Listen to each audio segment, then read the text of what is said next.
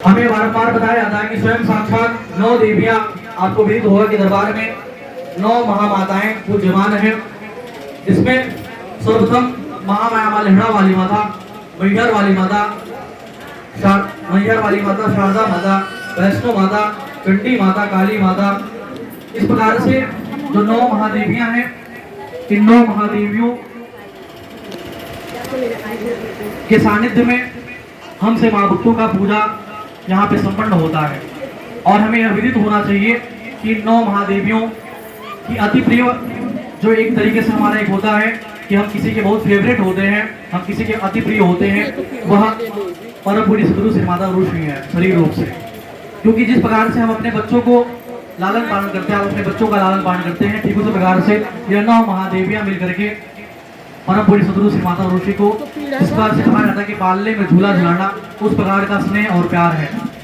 और स्वयं आज जो परम पूज्य सदगुरु श्री माता ऋषि के वचन होते हैं, उन वचन को स्वयं माताएं भी मानती हैं। इसलिए आपको विदित होगा कि अगर किसी को डांट भी दिया जाता आपके द्वारा, किसी को डांट दिया गया, किसी को फटकार किया गया, तो उस डांट और फटकार के माध्यम से भी भक्त का कल्याण हो जाता है। क्योंकि उन वाणी में, उन वचनों में, परम पूज्य सदगुरु श्री माता ऋषि की वाणी में स्वयं महादेवियों की शक्ति होती है, स्वयं महादेवियों की वाणी होती है। इसलिए हम सदैव परम पूज्य सदगुरु श्री माता ऋषि को प्रसन्न करने का प्रयत्न करें, कुपित करने का प्रयत्न ना करें।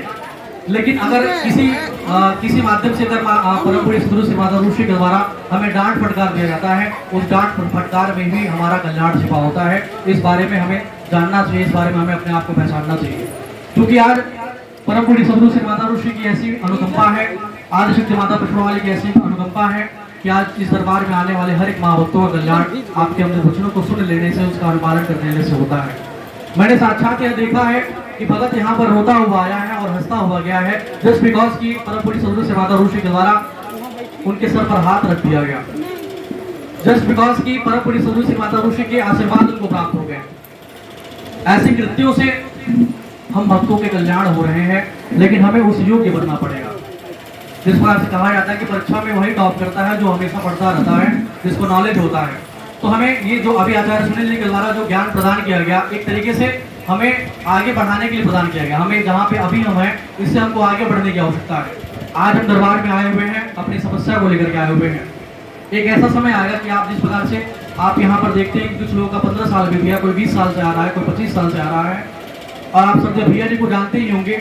संजय भैया जी परम पूज्य सदगुरु श्री माता ऋषि से आपका साक्षात्कार गोरखपुर के यूनिवर्सिटी में हुआ था, 1990 में शायद हुआ था, 1990 में आपका साक्षात्कार हुआ था।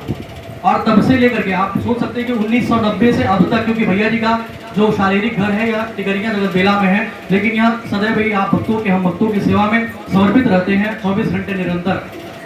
ऐसा क्यों है? क्योंकि यह परम पूज्य सदगुरु श्री माता गुरु श्री के उन गूढ़ रहस्यों को जान चुके हैं। हम इस रहस्यों से परिचित हो चुके हैं कि स्वयं आपके वचन में ही, आपके अनुसरण करने में ही हमारा कल्याण छिपा हुआ है। इसलिए हम महाभक्त जब इन ज्ञान और सद्ज्ञान से जुड़ करके आगे बढ़ने की कोशिश करेंगे तो हमारा कल्याण अवश्य होगा और हमारे जीवन में अवश्य ही प्रकाश आएगा। क्योंकि माँ के भक्तजनों, हमें पता होगा कि इस दरबार में सत्संग की बड़ी विशेष महत्ता है। अभी आचार्य जी के द्वारा बताया गया कि आज आपकी समस्या है, कल और समस्या भी आएगी। आज इस समस्या का समाधान हो जाएगा तो आने वाले समय में ऐसा नहीं कि कोई समस्या नहीं आएगी। तो उन समस्याओं से मुक्ति प्राप्त करने के लिए हमें दरबार से जुड़े रहने की आवश्यकता है, दरबार से सानिध्य लेने की आवश्यकता है, ज्ञान लेने की आवश्यकता है, परम पूज्य सदगुरु श्री माता ऋषि के चरणों में हाजिरी लगाने की आवश्यकता है। और हमें यह दरबार से बताया जाता है कि हम अपनी आवश्यकताओं को सीमित करके अपने जीवन को हम खुशमय और समृद्धमय बना सकते हैं। क्योंकि